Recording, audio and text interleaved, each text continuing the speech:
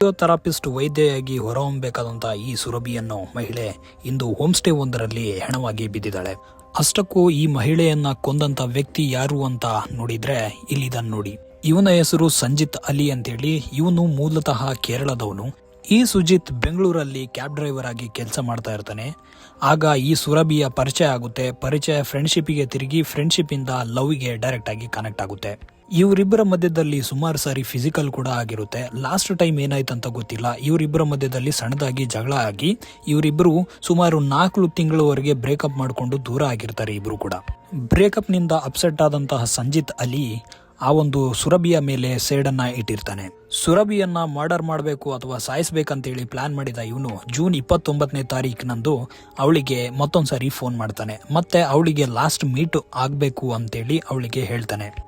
ಇದಕ್ಕೆ ಒಪ್ಪಿದ ಸುರಭಿ ಚಿಕ್ಕಬಳ್ಳಾಪುರದ ಮುದ್ದೇನಹಳ್ಳಿಯ ಹೋಮ್ ಸ್ಟೇಗೆ ಇಬ್ರು ಕೂಡ ಮೀಟ್ ಆಗೋದಕ್ಕೆ ಅಂತ ಬರ್ತಾರೆ. ತುಂಬಾ ದಿವಸದ ಬಳಿಕ ಮೀಟ್ ಆದಂತ ಇವರಿಬ್ಬರ ಮಧ್ಯದಲ್ಲಿ ಏನೇನು ನಡೆಯುತ್ತೆ. ಅದಾದ್ಮೇಲೆ ಇವರಿಬ್ರು ಕೂಡ ಡ್ರಗ್ಸ್ ಸೇವನೆಯನ್ನು ಕೂಡ ಮಾಡ್ತಾರೆ. ಅದಾದ್ಮೇಲೆ ಅವರಿಬ್ಬರ ಮಧ್ಯದಲ್ಲಿ ಅದೇನ್ ಜಗಳ ಬರುತ್ತೋ ಗೊತ್ತಿಲ್ಲ. ಬೆಳಿಗ್ಗೆ ಅನ್ನುವಷ್ಟರಲ್ಲಿ ಸುರಭಿ ಹೀನಾಯಸವಾಗಿ ಕೊಲೆಯಾಗಿ ಬಿದ್ದಿರ್ತಾಳೆ. ಅವಳ ಪಕ್ಕದಲ್ಲಿ ಈ ಸಂಜಿತ್ ಅಲಿ ಕುಡಿದು ತೇಲಾಡ್ತಾ ಬಿದ್ದಿರ್ತಾನೆ. ಈ ಘಟನೆಯನ್ನ ಗಮನಿಸಿದ ಹೋಮ್ ಸ್ಟೇ ಓನರ್ ಸೀದಾ ಪೊಲೀಸರಿಗೆ ಇನ್ಫಾರ್ಮ್ ಮಾಡ್ತಾನೆ. ಅದಾದ್ಮೇಲೆ ಪೊಲೀಸರು ಬಂದು ಈ ಸಂಜಿತ್ ಅಲಿಯನ್ನ ಅರೆಸ್ಟ್ ಮಾಡಿದ್ದಾರೆ. ಈಗ ಅವನ ಆ ಒಂದು ಸಾವಿಗೆ ಏನ್ ಕಾರಣ ಅನ್ನೋದು ಇನ್ನಷ್ಟೇ ತಿಳಿದು ಬರ್ಬೇಕಾಗಿದೆ.